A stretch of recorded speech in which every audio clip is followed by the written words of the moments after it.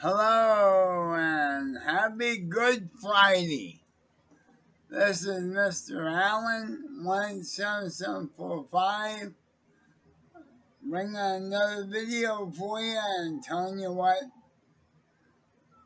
Good Friday is all about. And this is Holy Week for the Christians.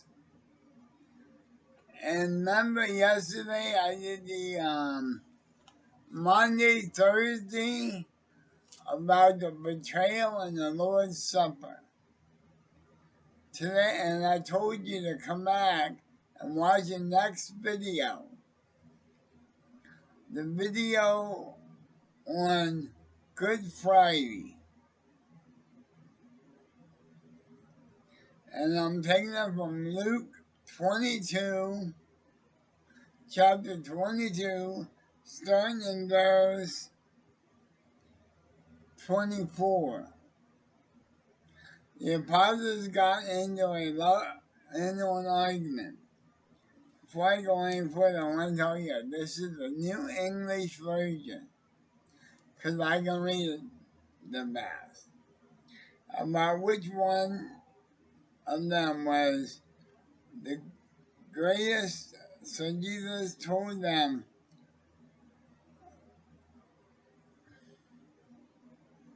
foreign kings ordered their people around, and powerful rulers call themselves everyone's friend, but don't be like them.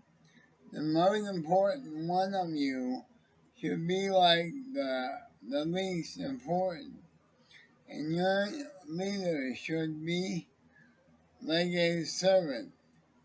Who do people think is the greatest?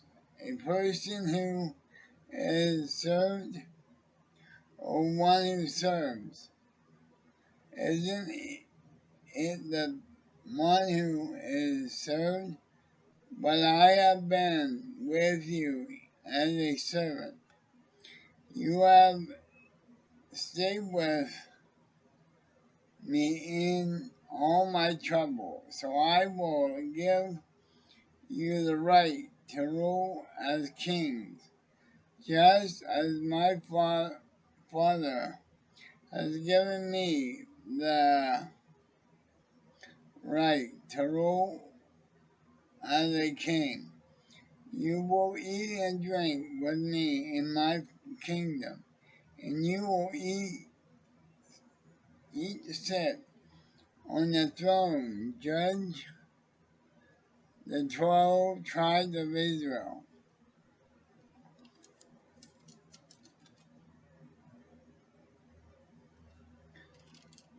Jesus said, Simon, listen to me. Satan has determined to the right to test each of you. As a farmer does what he separates wheat from the husk. And Simon, I have prayed that your faith will be strong, and when you have come back to me, help the others. Peter said, Lord, I am ready to go with you to jail, even to die with you. Jesus replied, Peter, I tell you that before the rooster crows tomorrow morning, you will say 3 times that you did not know me.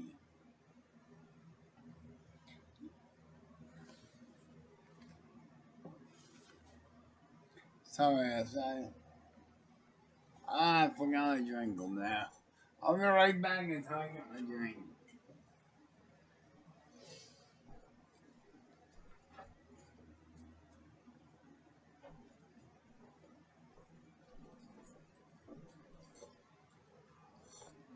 Okay, I'm back. Sorry about that.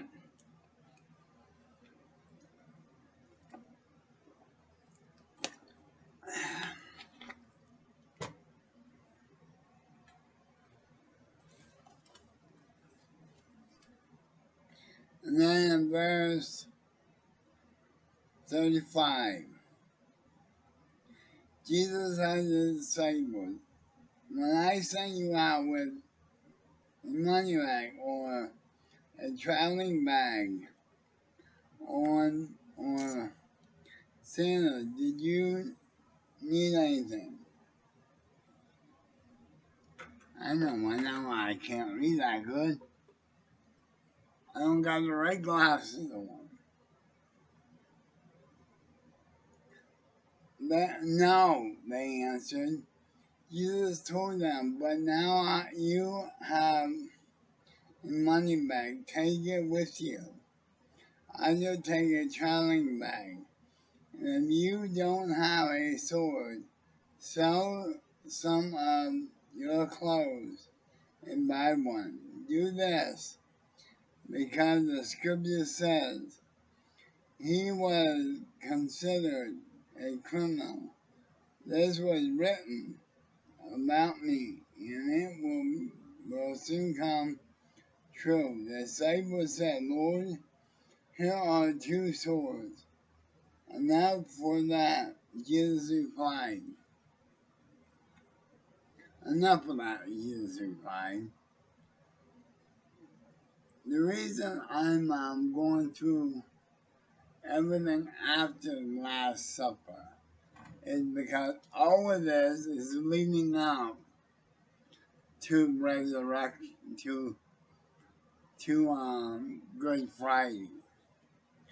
Jesus went out to the Mount of Olives. I would love to go see that, but that was beautiful. As he often did in his disciples.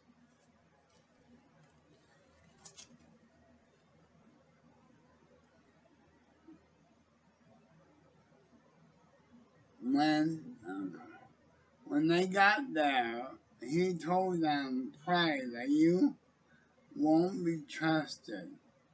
Jesus walked on a little before, or he knelt down and prayed. Father, if you willing, please don't make me suffer, but have me drink from this cup. But do what you want and not what I want. Then an angel from heaven came to help him. Jesus was in great pain and prayed so sincerely that his sweat fell on the ground like drops of blood. Jesus got up from praying and went out to his disciples. They were asleep and worn out from being so sad. He said to them, why are you sleeping? Wake up and pray that you won't be tested. When Jesus was still speaking, a crowd came up. It was led by Judas, one of the 12 apostles. Okay, I want to stop there. In Luke, it leaves off right there at the first time. But in probably in Matthew or Mark, it says that Jesus went away 3 times and to pray. And they found, each time he found them sleeping when he returned. And he prayed the same prayer. Okay, now I'm going to start in verse 47. While Jesus was still speaking, a crowd came up. He was led by Judas Iscariot, or Judas, one of the 12 apostles. He went over to Jesus and gave him greeted him with a kiss. Jesus asked Judas, are you betraying the Son of Man with a kiss? When Jesus' disciples saw what was about to happen, they asked, Lord, should we attack them with a sword? One of the disciples even struck the high priest's servant with a sword and cut off his ear, right ear. Enough of that, Jesus said. Then he touched the servant's ear and healed it.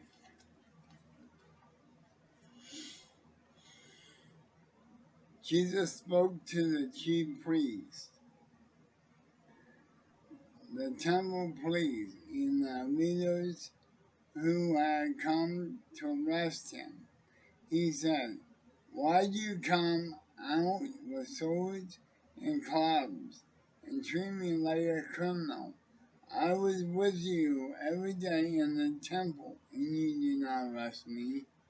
But this is your time, and darkness is in control. Jesus was arrested and led away at the house of the high priest while Peter followed out at a distance. Some people built a fire in the middle of the courtyard and were sitting around it. Peter sat there with them, and a servant girl saw him. Then, after she had looked at him carefully, she said, this man was with Jesus. Peter said, woman, I don't know him. I don't even know that man. A little later, someone else saw Peter and said, you are one of them. No, I'm not, Peter replied. About an hour later, another man insisted, this man must have been with Jesus. They are both from Galilee. Peter replied, I don't know what you are talking about. Right then, while Peter was still speaking, a rooster crowed.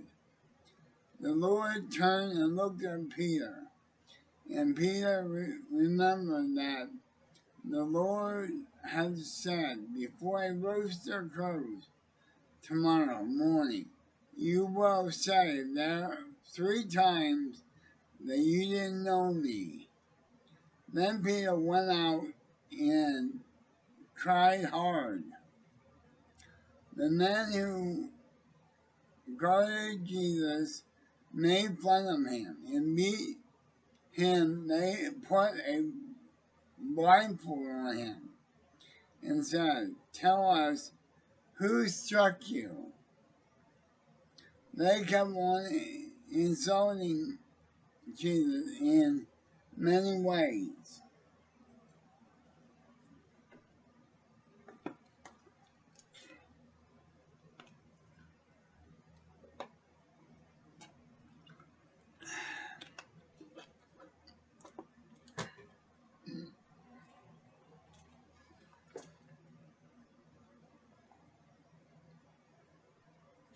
And then in verse 66 of chapter 22, it says, at daybreak, the national leaders, the chief priests, and the teachers of law and Moses got together and brought Jesus back before their council. They said, tell us, are you the Messiah?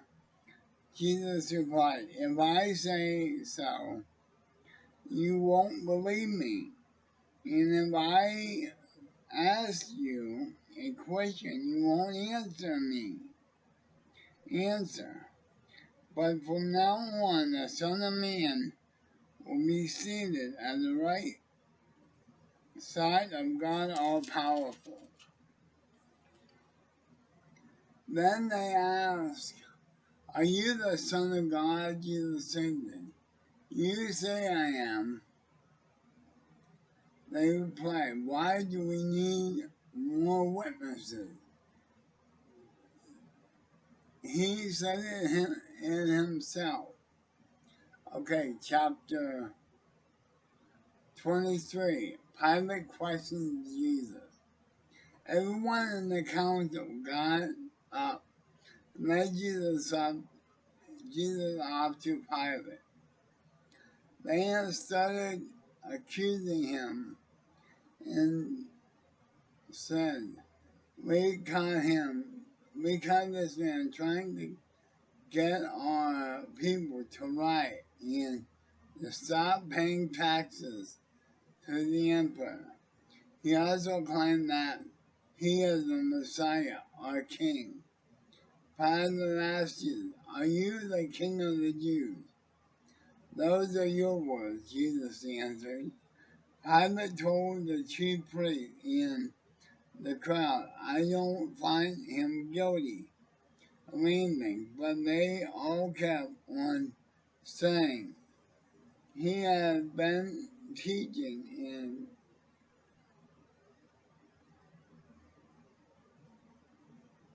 and causing trouble all over Judea.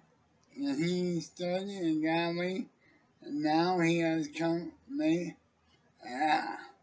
and has now come all the way here." When Pilate he heard this, he asked, "Is this man from Galilee?" After Pilate learned that Jesus came from the region ruled by Herod, he sent him to Herod, who was in Jerusalem at the time. For a long time, Herod wanted to see Jesus, and was very happy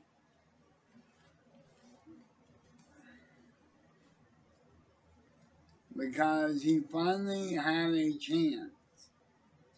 He had heard many things about Jesus and hoped to see him work miracles.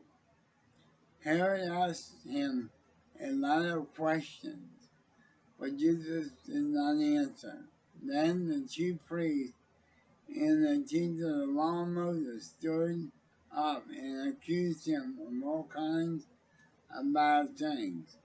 Herod and his soldiers made fun of Jesus and insulted him. They put a fine robe on him and sent him back to Pilate. The same day, Herod and Pilate became friends, even though they had been enemies before this. Okay, verse 13 of 23. Pilate called together the chief priests, the leaders, and the people. He told them, "You brought Jesus to me and said he was a troublemaker, but I have questioned him here in front of you, and I have not found him guilty of anything. I have not found him." Oh, I did read that. Now you say he has done. Herod didn't find him guilty either and sent him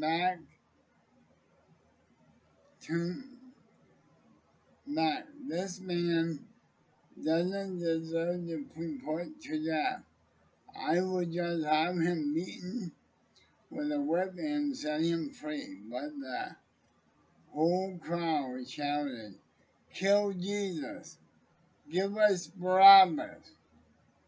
Now Barabbas was in jail because he had started a riot in the city and had murdered someone, while Pilate wanted to set Jesus free. So he spoke again to the crowd.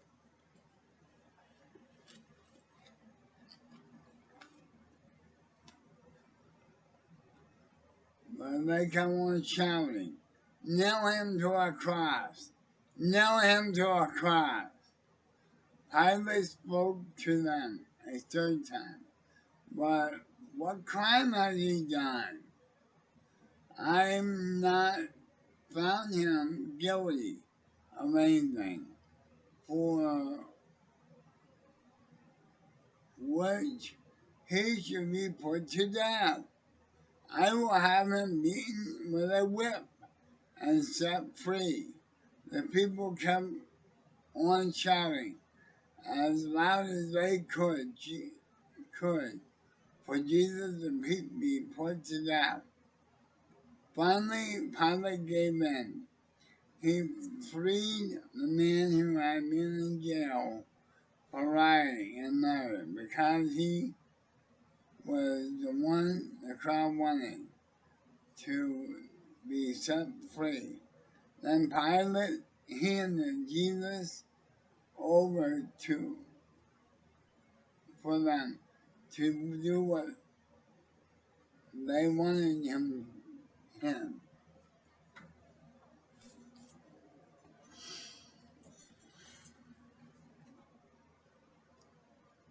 Okay, chapter 23, verse 26. As Jesus was being led away, some soldiers grabbed hold of a man from Syria named Simon. He was coming in from the field, but they put the cross on him and made him carry it before Jesus. A large crowd was following Jesus.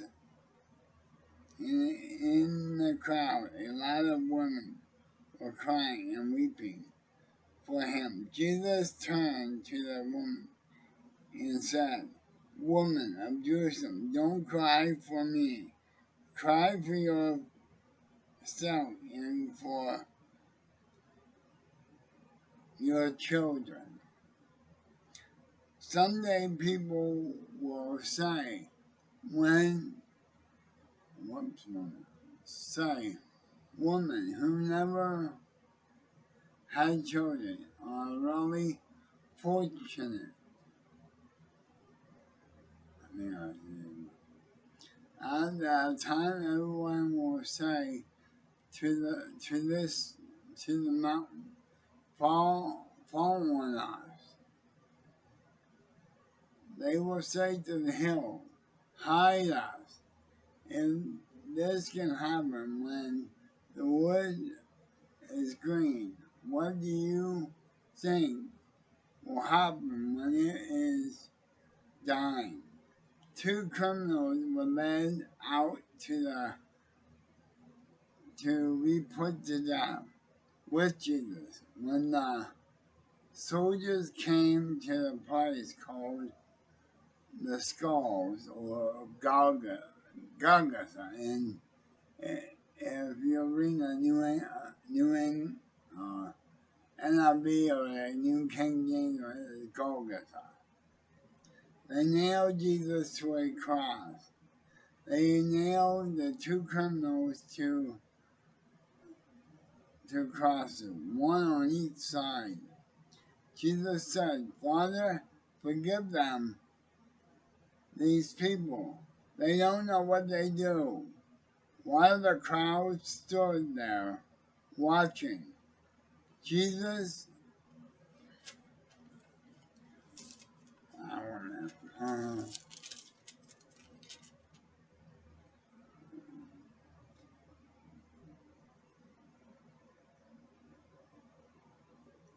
the soldiers gambled for his clothes. The leaders insulted him by saying, "He saved others, now he should save himself if he really is God's chosen Messiah." The soldiers made fun of Jesus and brought him some wine. They said, "If you are the king of the Jews, save yourself." About him, Above him was a sign that said, "This is the King of the Jews." One of the criminals hanging there also insulted Jesus by saying, "Aren't you the Messiah? Save yourself and us." But the other criminal told him,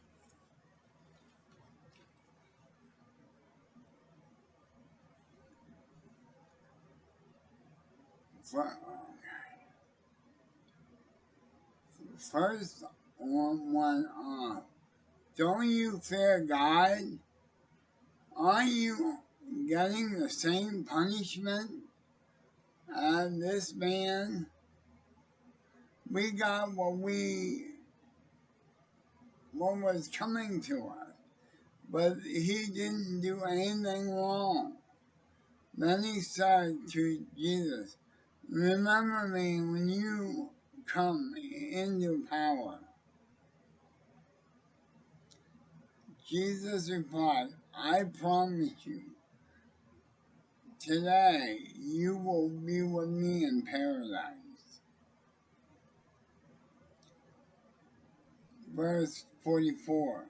Around noon, the sky turned dark and stayed that way until the middle of the afternoon. The sun stopped shining, and the curtain in the temple split down the middle. Jesus shouted, "Father, I put my hand on it."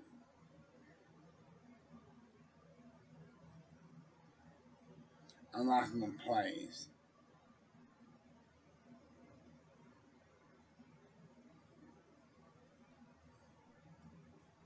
Oh, okay, I found it. "Father, I put myself in your hand." Then he died. When the Roman officer saw what had happened, he praised God and said, "Jesus must really have been a good man."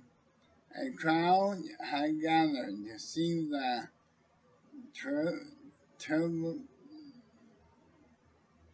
terrible sight.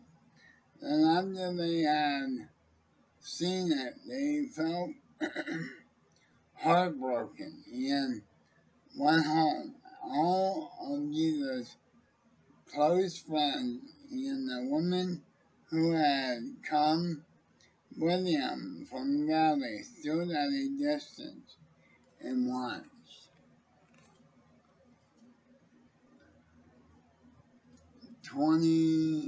Chapter 23, verse 50. Then there was a man named Joseph who was from I can't pronounce that one, in Judea. Joseph was a good and honest man. He was eager for God's kingdom to come. He was also a member of the council, but he did not agree with what they had decided. Joseph went to Pilate and asked for Jesus' body. He took the body down from the cross and wrapped it in fine clothes. Then he put it in a tomb that had been cut out of solid rock and had never been used. It was Friday, and the Sabbath was about to begin. The woman who had come with Jesus from Galilee followed Joseph and watched how Jesus' body was placed in the tomb. Then they went to prepare some sweet-smelling spices for his burial. But on the Sabbath, they rested, and the Mama Mother commanded. Okay, that's what. Okay, all that is leading up to uh,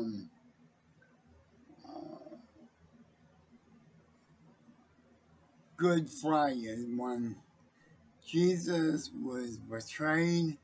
He was questioned through Pilate, council, Herod, and he was sentenced to death and his burial. And that happened on Good Friday.